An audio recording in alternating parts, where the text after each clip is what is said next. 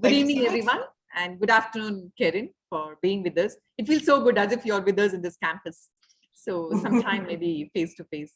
So on behalf of Sri Devaraja's Academy of Higher Education and Research, I extend a hearty welcome to all the participants who have logged in. And our academy, the mission of the academy is to be on the forefront of competency-based education that we have been offering. And we believe that leadership and strategies to don this role of leadership in every health educator is primarily important for implementation of any curriculum that we talk about.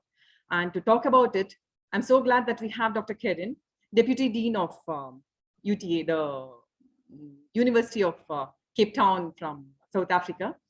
I request Dr. K.N.V. Prasad sir, our registrar, to introduce the speaker to the gathering. Over to you, sir. Thank you, Dr. Vinita. I'm audible? A little louder, sir. We would want to. Yeah. I'm audible now? Yes, sir. Yeah. Thank you. It is indeed a pleasure to be in these type of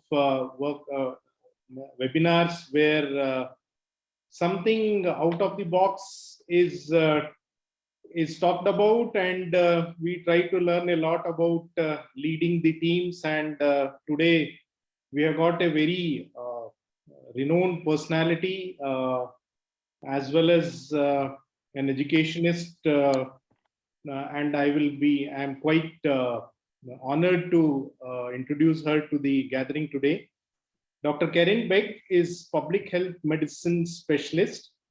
As Dr. Vinita just now told, she is Deputy Dean of Undergraduate Education in Faculty of Health Sciences, University of Cape Town. Just a brief about her educational qualification. She did her Bachelor of Medicine and Bachelor of Chirurgy at University of Cape Town in 1994. And she has got a diploma in child health. In fact, I am from pediatrics, Dr. Kerrin, so it's nice to know that you are a child health specialist also. And in 1996, she got diploma in child health. She has got diploma in obstetrics in 1997. Then she went on to complete her medical specialization for obtaining a fellowship in public health medicine in 2002. Kerrin is a trained depth facilitator and accredited Thomas PPA practitioner, as well as certified in the Leadership Circle Profile and Barrett Values Culture Transformation Tools. Kerrin is a true example of lifelong learner, and that is aptly reflected that she recently has been endowed with Fellow of International Famer Institute in 2021. So that was her qualifications, educational qualification.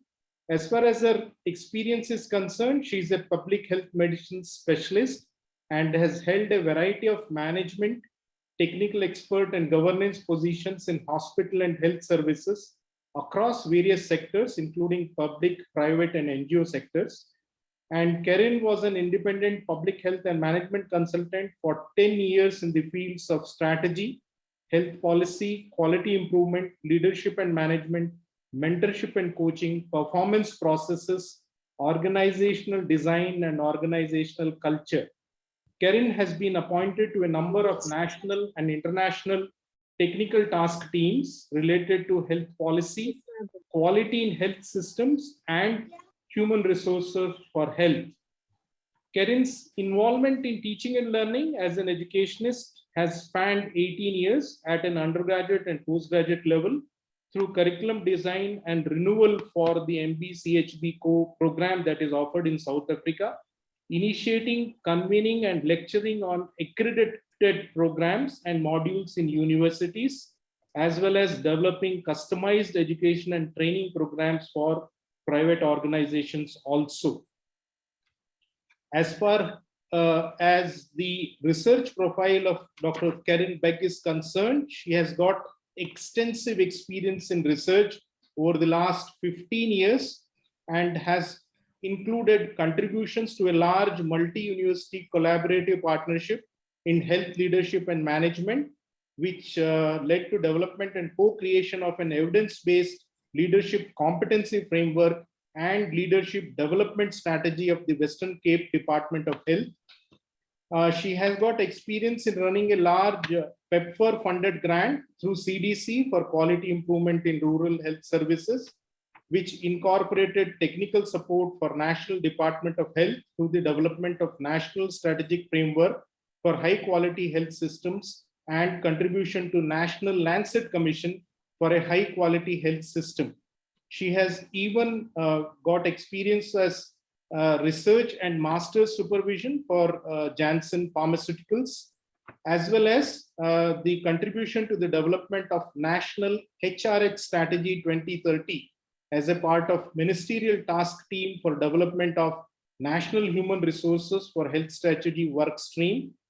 She has, which ultimately led into probably a contribution to work to the national policy space and have included development of a national laboratory policy. She has in fact worked on NHI green paper and white papers from 2011 to 2019, and more recently has contributed in COVID-19 guidance development through the College of Public Health Medicine Task Team. Kerrin recently held the positions of Senior Lecturer and Program Coordinator for Postgraduate Diploma in Healthcare Management for the Faculty of Medicine and Health Sciences at Stellenbosch University before being appointed to the position of Deputy Dean, Undergraduate Education at the University of Cape Town, Faculty of Health Sciences. So indeed, it is privilege for our academy, Sri Devaraja's Academy of Higher Education and Research, to have a speaker with such a vast educational, research and public contributory experience, both at national and international level, to be with us. And ladies and gentlemen, I present before you Dr. Kerrin Begg for her oration. Thank you. Thank you so much, sir. Thank you so much.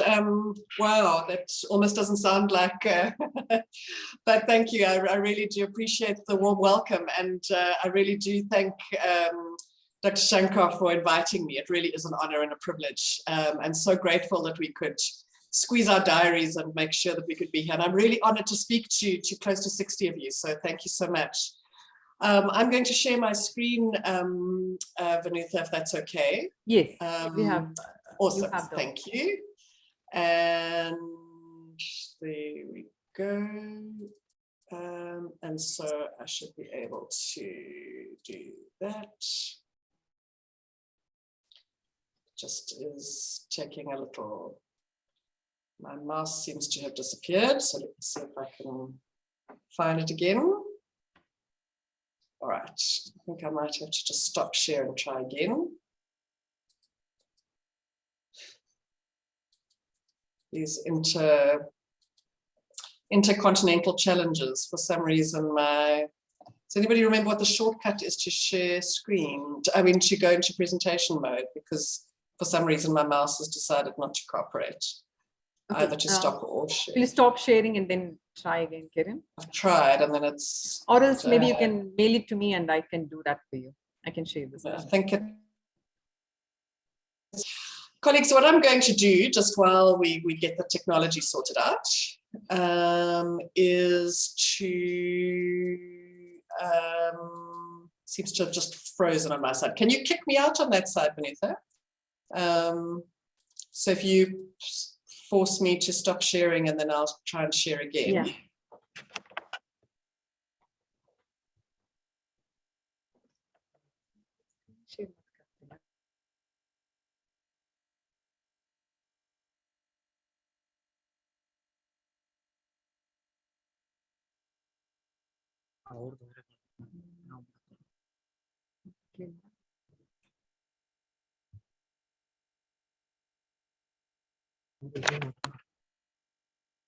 Kerrin, would you like to mail it to me? I shall share it.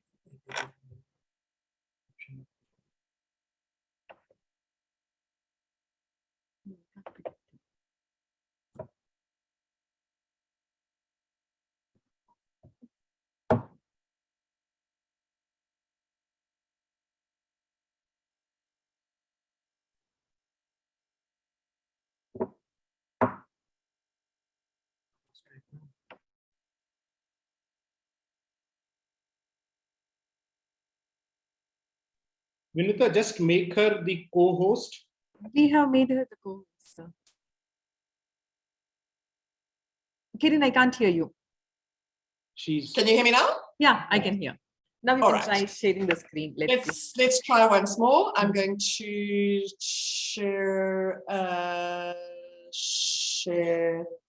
Let me actually try and share screen rather than sharing the presentation, and let's see whether that works better. Rather than sharing the presentation. Yeah, good. All right. Yes. Now maybe you can go into the presentation mode. Yeah. Yay! Everybody Good can job. see it? Done. Yeah. All right. So as I was saying before I got bumped out, I'm going to share with you a little bit quickly about South Africa, just to provide you the context and the university and the faculty, and then head into what we're doing around curriculum and health professions education. So first of all, South Africa is sitting at the bottom end of Africa. We have a quadruple burden of disease. No doubt this is very common in your space, but certainly we have had one of the world's biggest HIV/AIDS epidemics. We have one of the world's highest TB epidemics.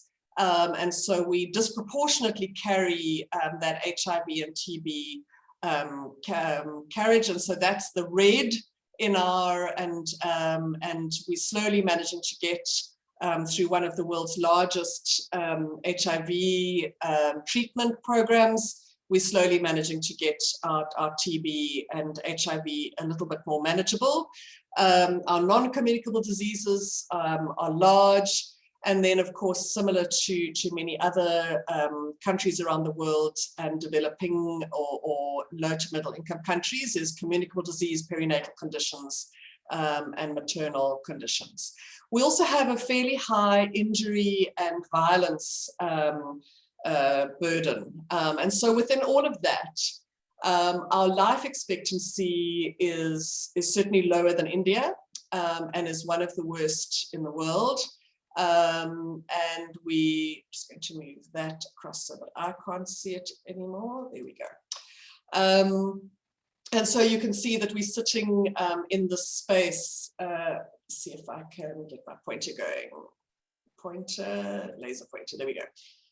So we're sitting in this space of really one of the lower life expectancies. Sadly, we're also one of the most unequal countries in the world. And so this has made it to Time front page. This is one of our informal settlements or slums next to one of our most privileged areas in our country. Our health system is supposedly, according to the World Health Report of 2000, one of the most responsive, but I think at that point it was particularly because of our HIV/AIDS treatment program. But in fact, the overall performance of our health system is relatively poor. So that's the context of our country. We have this unusual situation where I'm sure most of you are used to this graph of life expectancy followed by national income, and that we spend a large portion. We have a relatively high gross national income, and we spend a lot on health, but actually don't necessarily reap the rewards when we look at our life expectancy. And so we are situated in one of the most beautiful parts of the world at the foot of Table Mountain. And this is our broader university, which sits here. This is one of the main campuses. And then our own health sciences campus is sitting a little bit around the corner. If I go back, our health sciences campus is kind of sitting down here at the base of Devil's Peak. So our health sciences campus is sitting next to the world-renowned Groote Schuur Hospital. This is the original Groote Schuur Hospital where Chris Barnard performed the world's first heart transplant. This now is mainly teaching and office space, and this is actually now the teaching hospital, this H-shaped building in the Groote Schuur Hospital. And the majority of our campus sits just across the road together with in this office space here. So we have, in terms of numbers wise, I'm not sure that we really compete with some of the larger universities around the world, but certainly our entire university is around 34,000, and our own campus sits at around 4,500 students, in terms of 2,500 undergrads, around 2,500 postgrads, and around 2,500 staff. So this is us, and I sit in this building right here. I'm looking out at the beautiful view of the mountain just up here. And so we started, it's the oldest medical school in Southern Africa, and obviously with many famous advances, including, as I mentioned, the world's first heart transplant, as well as the technology for the development of the CT scan came from our university here, sitting at the base of Table Mountain. So we run 5 undergraduate health professions programs, MBCHB, occupational therapy, physiotherapy, speech language pathology and audiology, as well as a number of other science programs, but those are our health professions programs. And our stated aim is to produce a generalist health professional capable of providing healthcare in a decentralized health system, imbued with a spirit of inquiry and committed to the principles of equality, social justice embodied in the primary healthcare approach. Now, no doubt many of you have found that your espoused aims don't quite meet what you actually do. And so we are, have found that within our South Africa, that we have these social burdens of poverty, inequity, and violence, as well as significant mental health challenges, which impact on our students and where they come from, looking at what we call our social determinants of learning. At our own university, over the last 7 to 10 years, we've had this cumulative trauma of multiple waves of disruption, initially with fees must fall, and following that with a number of gender-based violence. So one of our own students was brutally murdered, and just brought to bear the range of gender-based violence that we face, followed by mental health, where challenges where our previous dean died by suicide, and just really brought to bear the extreme challenges that we all face. And so we sit with a curriculum that is over 20 years old now, was very modern in its time, but it no longer meets the student needs in terms of the social determinants of learning. And so we're currently in a space that I'm spearheading around curriculum change initiatives across all of the programs that we're facing.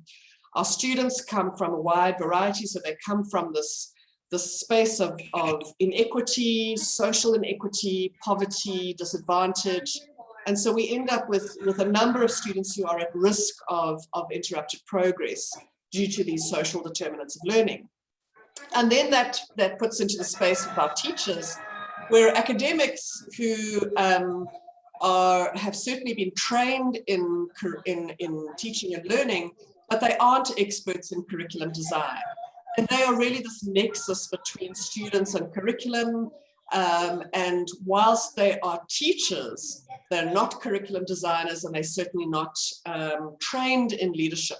So most, as I'm sure you will also attest to, have ended up in leadership positions by default, and are often then end up in this kind of hybrid leadership space, where they primarily set out to be clinicians, have ended up as teachers, and then very much have ended up as default leaders. And so what we're needing is a transformed, responsive curriculum in each of our programs. So we have 5 programs, so we're needing these 5 curricula to enable the delivery of socially accountable graduates for the future, and particularly for the South African context. And so we've started these concurrent interventions aiming for outcomes, where we're looking at curriculum transformation hoping to do that through some faculty development and educational leadership. And this is where my talk today will be focusing on, as well as looking at a detailed student analytics to try and understand where our students have been at risk of interrupted progress. And so we have these three kind of looking at each other, going together, these multiple interventions coming through out the other side to hopefully look at a transformed responsive curriculum with competent educational leaders and a higher throughput of our students at risk of interrupted progress. And so we have a kind of a long-term view, but we are funded by our National Department of Higher Education, who usually fund us as part of a subsidy program, but we also then have this dedicated grant called the University Capacity Development Grant. And so we have some funding that is specifically looking at this faculty development. And so we have these multiple kind of funding and research projects that are looking at. Our Senate has a teaching and learning committee, and there's a particular curriculum change work stream. We have another UCDG funded grant looking at language and decolonization. And we have a unit that specifically looks at analytics for student success. And so I have this very complex stakeholder basis that I'll come back to, but we have very important partners in our Western Cape. So we're in the province of the Western Cape, and we share a clinical training platform. Very importantly, we're looking to engage more and more with our community. We have our university supporters. We have a number of governance streams. And then, of course, we have very important stakeholders, being students and their leadership, together with some of our conveners and teachers and some champions in that space. So the three interventions, just very briefly, I'm going to mention the other two interventions because they link so closely, and then I will spend the time working on the intervention of the educational leadership. And so we're looking at, in terms of our success unit, is looking at the data to be able to identify what works, what doesn't, what are the enablers, what are the constraints, and then to look at developing an intervention for unlocking student potential. We then, which is also being driven by myself, is faculty curriculum workshops, where we're looking at a range of different stakeholders and focus areas. And the output that we're looking at for this year is to look at a transformation framework that our educational leaders will be looking at for their projects. And so we've started towards the end of last year, and very, very important imagery looking at this kind of dynamic, integrated space for curriculum, realizing that we don't start from a clean slate, that there's very important evidence and literature that we need to be looking at, very important curriculum policies and frameworks at a country level, at a university level, and at an accreditor level. So in our country, the Health Professions Council of South Africa accredits all of our health professions programs. And so each of those are important to be aligned to and coherent with our university strategy, our faculty strategy, our country human resources for health strategy that I was privileged to be a part of and to give input into, and then to drive some of these key important principles. And so our Senate principles have looked carefully at some of these key items around curriculum, not only being around knowledge in a single course or a single program, looking at graduate outcomes or graduate attributes that they're otherwise known as. We are a research intensive university, so how do we do that? How do we look at making sure that that covers that space? The historic relationship between knowledge and power. So you would also come from that space of being a colonized country, and so how do we unbundle some of that colonization relationship between knowledge and power, and how do we decolonize our curricula, the pedagogy and theory of learning, our own disciplinary language and grammar, and then the inequalities that our students arrive with. And so we've been unpacking many of these spaces of these principles and paradigms as I've been speaking to. And so this final intervention, which is where I'm really going to be focusing on today, is really understanding, is really sharing with you some of this journey that we're going on towards this educational leadership fellowship. And so working towards understanding what it is that we're needing. So educational leadership hasn't been a feature in our particular faculty development initiatives. Most of that faculty development has been around the scholarship of teaching and learning. And so there hasn't been much of a culture of collective leadership or agency in transforming curricula. And so we're really looking at building that collective leadership agency as we move forward. The evidence tends to show that faculty development interventions, similar to our own experience, is that the focus has been on upskilling and teaching and learning and assessment, but limited upskilling in terms of curriculum design. And then when one looks at the leadership component, which is my area of expertise, is that leadership development tends to prioritize skills and competencies for service settings rather than educational settings. So health services and clinics and hospitals and programs, health programs, rather than in educational settings. And that there is relatively limited evidence of interventions focusing on educational leadership and health professions education, and certainly none in Africa. But it has, the limited that there has been has demonstrated that development of educational leadership can be leveraged for curriculum design. So that particular PhD was based in the Nordic countries. And so that's some of what we're looking to do. So this project goal has been to look at enhancing the quality of educational leadership in curriculum design through a faculty development initiative. So this is this fellowship program that we're looking at, which is project-based, and their projects are looking at actually changing curricula.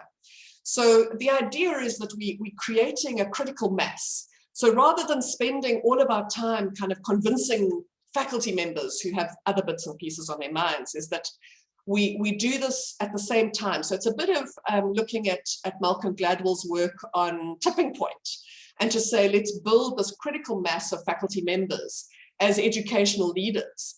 And so we kind of building the plane as we're flying it, so that we create this more responsive, so we're changing the environment, we're changing the culture, we are changing that we have a number of people all focused on curriculum change all at the same time.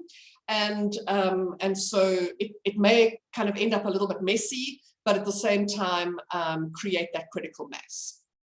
And so it's two cohorts looking at our funding. So this year, 40 fellows, and next year 40 fellows over a 12-month period. They have this blended approach to contact learning sessions, as well as a very intentional community of practice, and then they deliver a curriculum project. Fortunately, we already have the funding in terms of this capacity development grant. So we have these 3 activities in this fellowship with very explicit teaching program, educational leadership program, or co-created collaborative program, a community of practice, and then these curriculum renewal projects. So we have this very complex theory of change, but hopefully I'll just take you through it very, very carefully.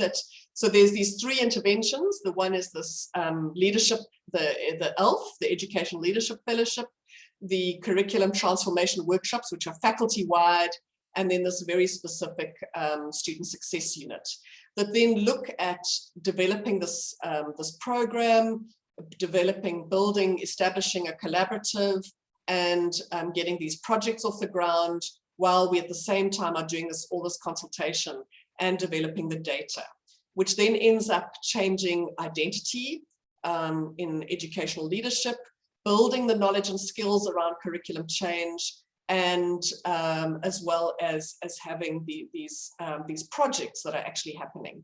And then longer term, seeing that we now have this leadership that will drive stewardship of education and curriculum management processes, as well as having this transformation framework that kind of builds that everything curriculum-wise is now built around the sort of skeleton on which now all of the meat of the curriculum projects and things get changed.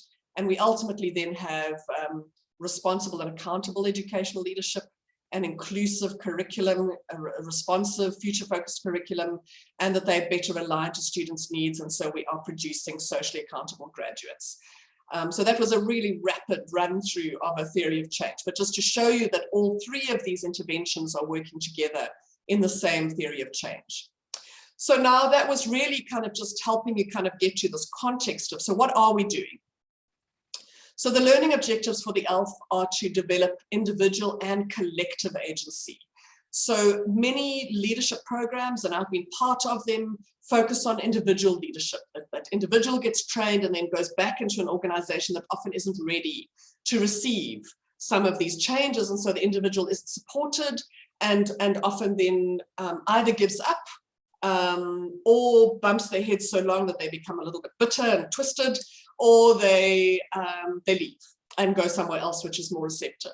So it's really important to have to build this collective agency, to make sure that it's still grounded in scholarly practice. This isn't about kind of just bringing in anything new, but that there's really a good foundation of educational theory and scholarly practice, and that we're building those knowledge and skills in curriculum design. And quite intentionally, we're looking at curriculum design as being a co-production, a collaborative space, rather than a kind of a top-down approach. And then to make sure that we're also strengthening these individuals' teaching practice, reflection, and review. So we're building the organizational culture of teaching and health professions education at the same time.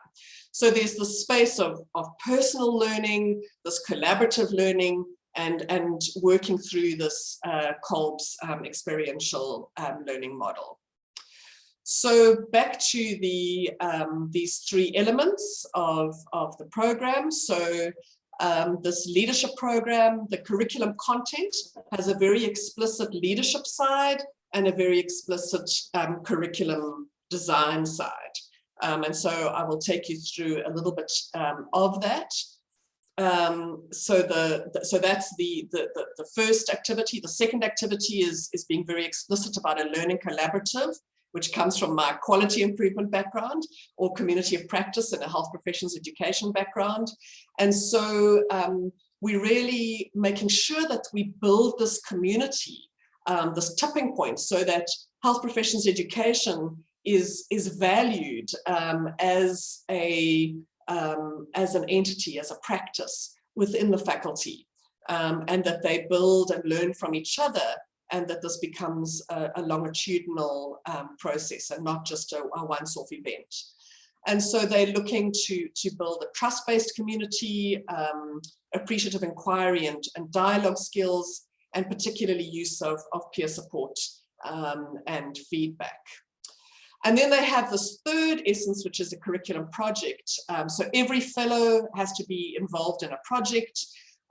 It needs to be at minimum at course level, although really excitingly, we've got fellows who are coming in at head of department level, fellows who are looking at this at a program level.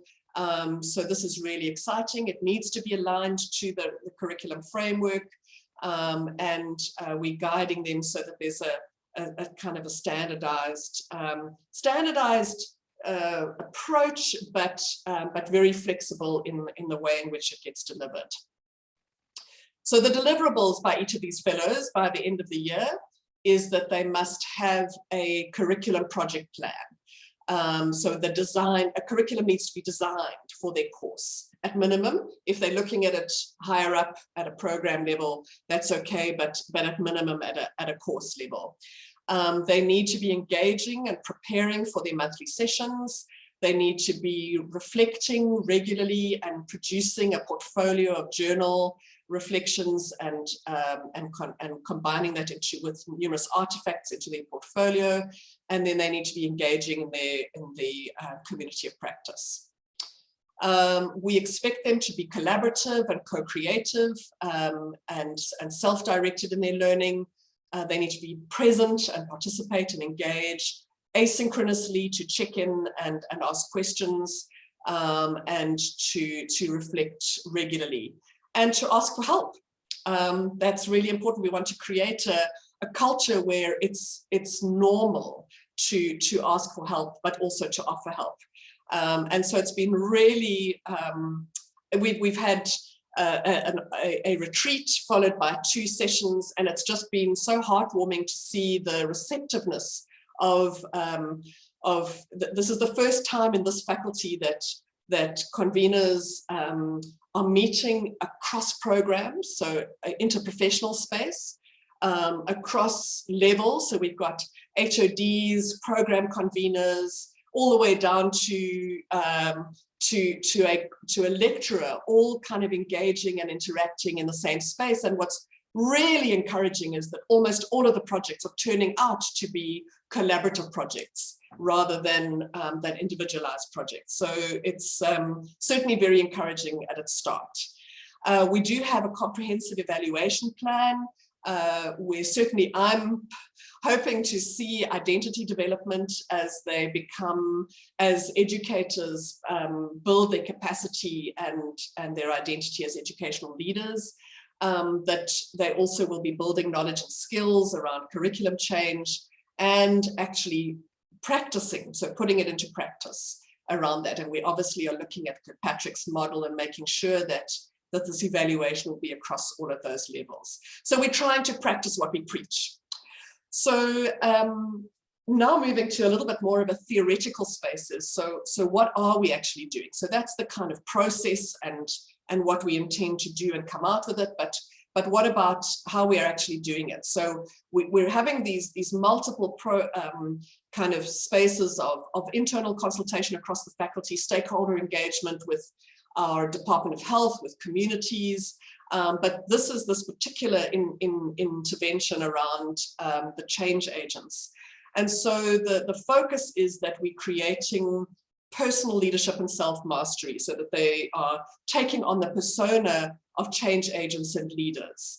We're also, so you can see there the close link between the change agency and leadership. That they also are scholars in teaching and learning and curriculum, and that they are delivering, that there is an exit point. It's not just that we're changing people, but we also have deliverables of these curriculum change projects. So part of that personal leadership and self-mastery is very clearly understanding themselves. So self-awareness is quite fundamental, understanding their own belief systems, their strengths, their blind spots, what their work behavior styles are, how they can modify and move that, mentoring, coaching, reflective practice. And so really coming back to some of Brené Brown's work of who we are is how we lead, and to fundamentally kind of understand that. Also working a lot on Peter Drucker's work of managing oneself. And so we really have to cultivate a deep understanding of ourselves and where we can make the greatest contributions, and then moving that into team environments. From a change agency point of view is to really fundamentally understand change and transition. And the work of William Bridges, for me, is really important, that often we tend to focus on the organizational change and not on the personal transition, so that deep psychological reorientation that we have to make when we need to change, and that often deeply impacts our sense of meaning, self-worth, identity, our reality, and that we're not all in the same space when we're going through this change and transition. And so we need to understand the marathon effect that happens in that space.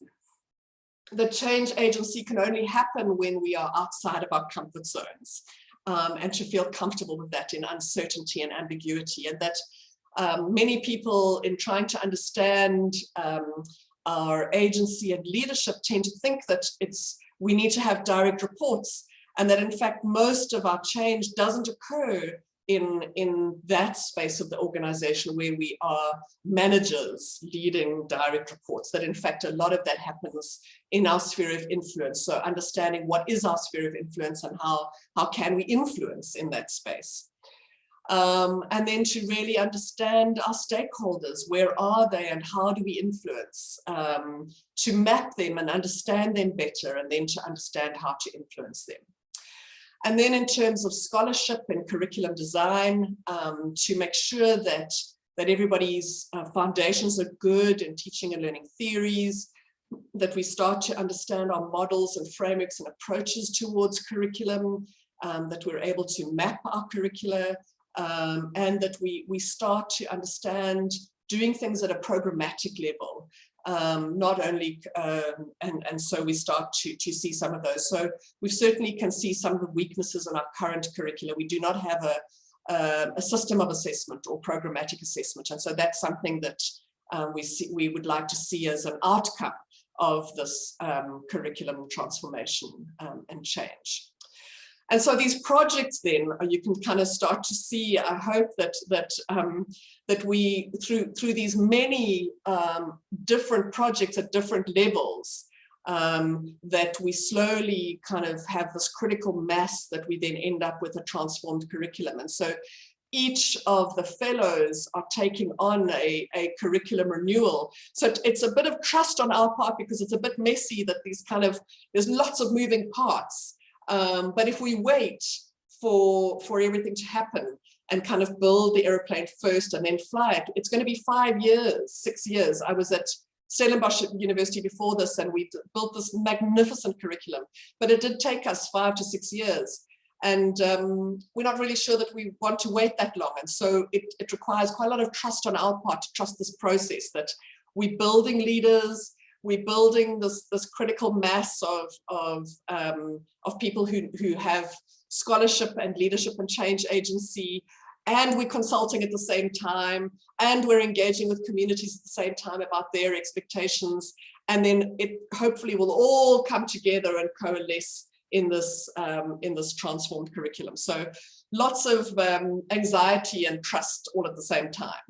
So part of leadership is about managing these tensions and dilemmas. And so, yeah, I've spent a lot of time in that space of letting go.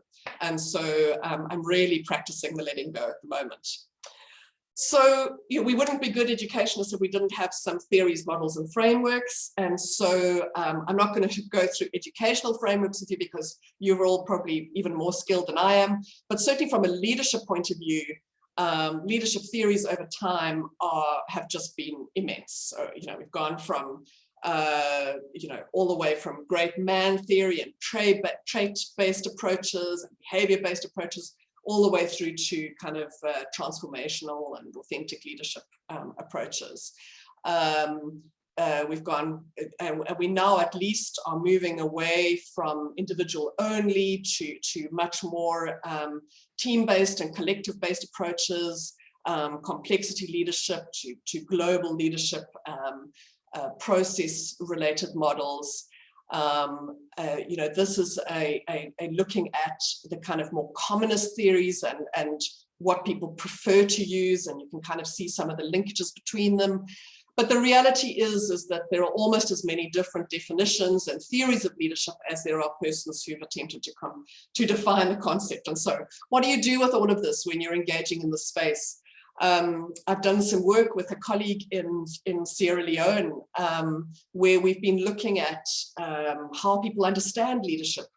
And in fact, when we started to map it out, it pretty much looked like this. And so we did a scoping review on leadership development programs in low to middle income countries. In fact, we did the scoping review across the world. And in fact, very few leadership development programs, in fact, have a base framework. And so often are not underpinned by good scholarly practice. And so then even when you find a theory, that you can see that there are these multitudinous theories. And so some of the work that Drath and colleagues have done is to say, well, actually, if we start to try and understand what are the commonalities of some of these theories for leadership, is that this kind of, most of them boil down to this tripod ontology. And the tripod ontology really looks at leaders. So we kind of look at leaders, followers, and then some sort of shared goal. And then there are the elements of context or situational variables that affect that. So how Draft describes it is that we really have these kind of the leaders looking at both characteristics or behaviors or attributes or competencies, which is a manifestation of both characteristics and behaviors, impacting on followers, and followers likewise impact on leaders, and ultimately then we hopefully get to these shared goals. And so he says that most of these kind of multitudinous theories come to have this kind of tripod ontology that we understand it by. And so he's taken that to a next level and said, well, maybe we can take it a bit further.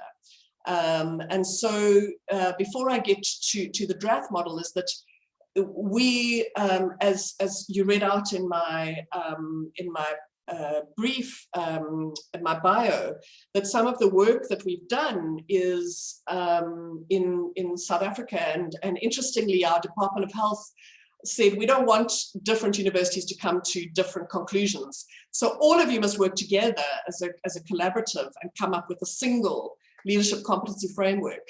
And so this was incredible. 3 different universities in the same setting actually came up with a consensus. Can you believe it? A consensus document or approach. And so we had this inductive and deductive approach, and I won't go into detail, although I am happy to do so, but we really came to understand that particularly very Western and global North views are very individualistic around leadership and kind of focus on the leader making the big difference. And in fact, we found in a lot of the literature, which is also our experience, that in fact, even if you have really brilliant individual leaders, that unless you start to look at competencies of the team, it actually doesn't work, because most of our work in health systems and in education is in teams.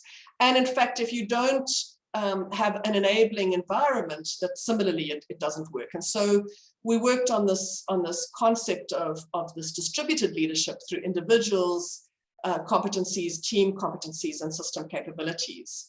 And so we ended up with this holistic model of competence across those different levels, looking at cognitive competencies, functional competencies, social competencies, and then these meta competencies, which are really this kind of broader culture, systems, complexity type of competencies.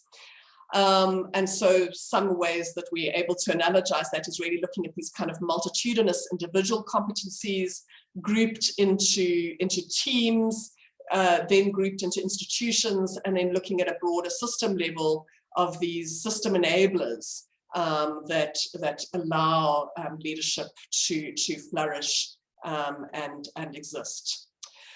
And so this newer framework that Drath has come up with really resonates for me and is part of the work that we're using in this program that we've put together, which is this direction, alignment, commitment, and saying that we have these individual leadership beliefs or competencies and practices together with collective leadership, which then looks at this leadership culture in this broader context that then drives direction, alignment, and commitment. And so whatever your ultimate goal is, it's really through direction, alignment, and commitment that happens, and that you end up with these longer term outcomes.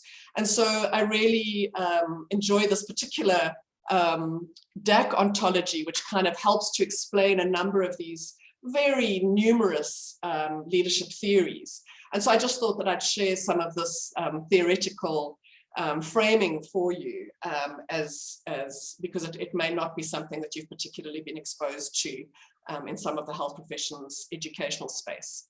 And so I do speak very quickly, and I was trying to keep track of time, and so I hope that I've got up to this point, that I can open up to questions. And I've given you a whistle-stop tour through South Africa, through our own faculty, through the complex process we're going through, and then through a little bit of leadership theory. So I hope that that's been useful, colleagues, and I'm very, very happy to engage in some discussion now. Thank you. Thank you, Kerrin. I'm like speechless. I'm in awe of all that you have